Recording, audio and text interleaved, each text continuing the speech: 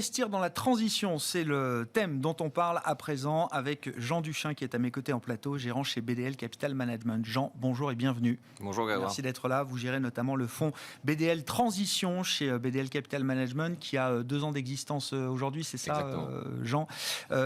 L'idée étant que, alors évidemment, l'intégration des facteurs ESG extra-financiers devient un prérequis, un standard aujourd'hui dans votre industrie de la gestion d'actifs.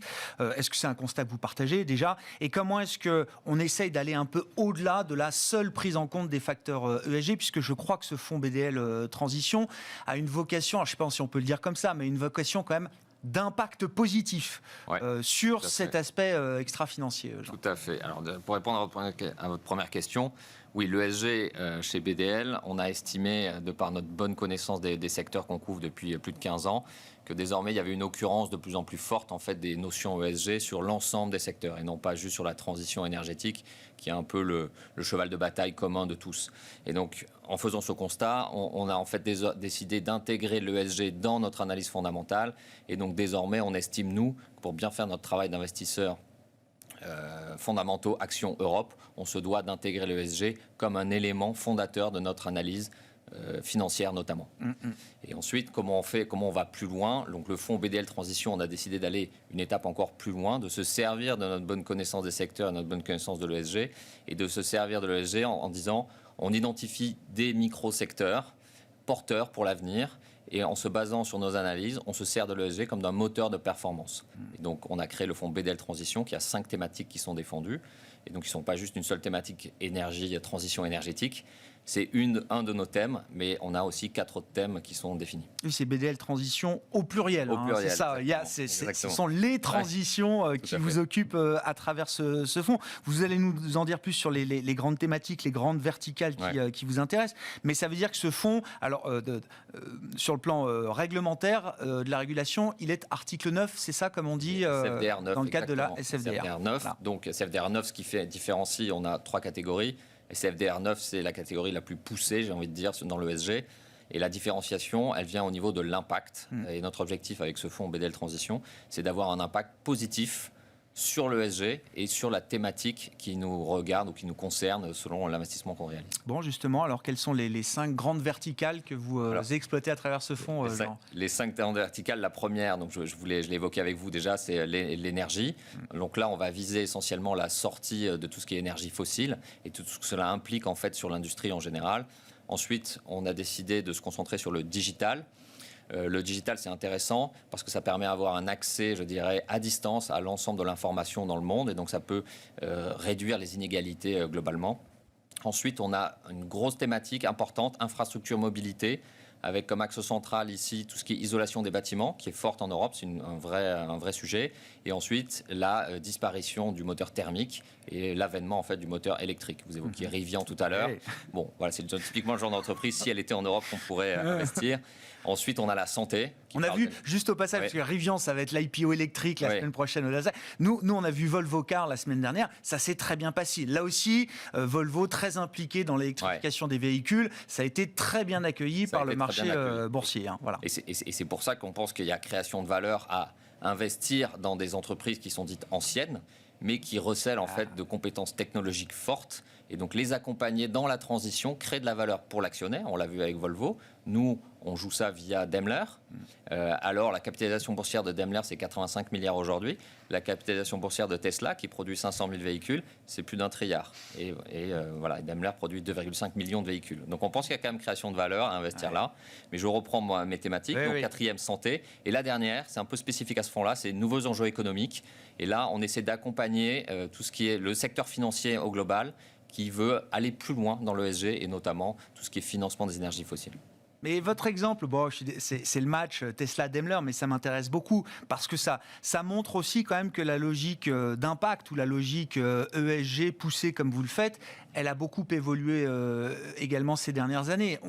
On ne cherche plus uniquement les pure players ou les best in class. On est capable d'aller regarder ces sociétés de l'ancien monde, comme vous dites, Jean, qui ont tout un potentiel d'amélioration ESG. Et je trouve que c'est une logique très différente. Je ne sais pas si c'est d'ailleurs une logique qui est dominante aujourd'hui dans l'ESG, mais on voit bien ce vers quoi les gérants ISR, ESG sont en train de tendre aujourd'hui. Oui, exactement. C'est en train de tendre vers ça. Nous, en fait, on a décidé d'intégrer ce qu'on appelle le best effort, ce que vous dites, c'est-à-dire la transition dans ce fonds, donc justement BDL Transition. Et on pense que c'est créateur de valeur à 2 niveaux. Donc, vous faites du bien à l'ESG, vous avez un impact positif parce que Daimler arrête les moteurs thermiques, passe à 100% électrique, et donc on économise, j'ai envie de dire, beaucoup de CO2. Et à l'inverse, le deuxième aspect, on est là pour faire gagner de l'argent à nos clients, et donc il y a un impact positif sur le cours de l'action, sur la valorisation de Daimler qui doit repricer et tendre vers des acteurs comme Tesla ou Rivian que vous évoquiez tout à l'heure. Et donc nous, comment on mesure ça? Comment on mesure cet impact? On le mesure, on a développé une note propriétaire qu'on appelle Kira, ESG. Donc on n'utilise pas, je dirais, les grands providers que tout le monde connaît, qui donnent des listes et des listes de notes. On estime que c'est souvent des notes qui sont un peu généralistes. Surtout, on n'arrive pas à trouver trop la cohérence entre les différentes notations. On a du mal. Et nous, on a décidé de prendre une approche vraiment micro. Et donc, on utilise notre note Kira qui vient noter chaque investissement. Et chaque investissement dans le fonds BDL Transition, notre impact, c'est que cette note s'améliore d'une année sur l'autre. Ça veut dire, cette logique de best effort, ça veut dire d'une part que les corporates, les sociétés dans lesquelles vous investissez soient en mesure ou veuillent tout simplement livrer l'information nécessaire pour vous permettre de faire ce travail d'analyse. Et de l'autre côté, vous en tant qu'investisseur, il faut peut-être une nouvelle relation ou un nouveau type d'engagement actionnarial auprès de ces sociétés. Oui, alors on a un engagement actionnarial historique assez fort chez BDL. On a en moyenne, on a une équipe de gestion de 12 personnes. En moyenne, on rencontre plus de 1000 sociétés par an, donc c'est assez important. Et ça nous permet d'avoir une relation proche avec les sociétés, donc je dirais d'aborder les sujets clés et importants avec eux et d'essayer de les influencer au mieux. Ensuite, ce qu'on fait, c'est qu'on envoie des lettres, notamment ciblées, en leur disant, voilà, c'est un point d'amélioration que vous devez absolument regarder. Et là, vous évoquez notamment les accords de Paris et la trajectoire climat, donc le 1,5 degré. Ouais. Toutes les sociétés ne sont pas signataires justement de cet accord-là. On le voyait la semaine dernière dans une étude du CDP, je ne vais pas y revenir parce qu'on en a beaucoup parlé, mais dans l'univers en tout cas qui est analysé par le Carbon Disclosure Project, il y a une société cotée sur 10 aujourd'hui dans le monde qui est alignée sur la trajectoire 1,5. Exactement. Donc nous, ce qu'on fait, c'est qu'on pense que c'est primordial et clé. Une entreprise qui n'est pas alignée verra vraisemblablement en fait son business souffrir de ça. Parce que soit le législateur va légiférer et mettre de la pression sur l'entreprise, soit et ou le consommateur va changer son habitude et mettre de la pression sur l'entreprise. Donc l'entreprise doit s'adapter et c'est ça qu'on va jouer avec BDL Transition. On vient là aussi chez BDL Transition noter la trajectoire climat et on s'assure que cette trajectoire s'améliore d'une année sur l'autre et quand ça ne va pas, on va directement voir l'entreprise. Justement, là, en termes de mesures d'impact, comment vous compilez ces données, avec un modèle propriétaire, vous le disiez, Jean, et qu'est-ce qui transparaît dans le rapport mensuel que les clients de BDL Capital Management, du fonds BDL Transition, viennent justement consulter chaque mois? Alors, on a 2 niveaux d'impact et de mesure. C'est détaillé, donc vous en parlez, donc je le cite, dans un rapport d'impact qu'on a publié, le dernier est en juin 2021. C'est assez complet, il est sur notre site, donc il est consultable et en libre accès. Et on vient mesurer l'impact selon un certain nombre de mesures et de KPI en anglais, thématique par thématique. Donc on a 5 grandes thématiques. Des critères clés de performance. Des critères clés de performance, exactement. Si on prend la mobilité, on va prendre les tonnes de CO2 émises par chiffre d'affaires. On veut que ce chiffre s'améliore. Quand ça ne s'améliore pas, on va creuser, on continue, on investigue. Ça, c'est le premier niveau par thématique. Et ensuite, on a le deuxième niveau que j'évoquais tout à l'heure, via la note Kira propriétaire. Et on veut que cette note s'améliore. Et quand ça ne s'améliore pas, on se donne le droit de sortir de l'investissement. Est-ce qu'il faut revenir encore sur le sujet des facteurs ESG, de la performance financière? C'est une question que j'ai beaucoup posée pendant des années, que j'ai arrêté de poser. Et que visiblement, il faut peut-être reposer encore aujourd'hui, parce que le marché cette année, en 2021, n'est pas le même marché qu'on a eu pendant 10 ans. C'est vrai que l'ESG ou l'ISR est né au moment où le momentum de marché était très croissance, très growth. et que certaines stratégies très ou trop croissance se retrouvent aujourd'hui un petit peu en train de souffrir parce que le marché est beaucoup plus ambivalent de ce point de vue-là en 2021. Donc, est-ce qu'il faut reposer cette question de la performance ? Je pense qu'il faut la reposer parce que c'est d'ailleurs le cœur de ce projet BDL Transition. C'est en fait de faire de l'ESG un moteur, un alpha, un moteur de performance. Et en fait, ce qu'on pense, c'est que comme désormais ces problématiques sont de plus en plus prégnantes dans notre société, ça impacte les entreprises. Si on prend par exemple une thématique qui nous est chère, la disparition de tout ce qui est contenant plastique.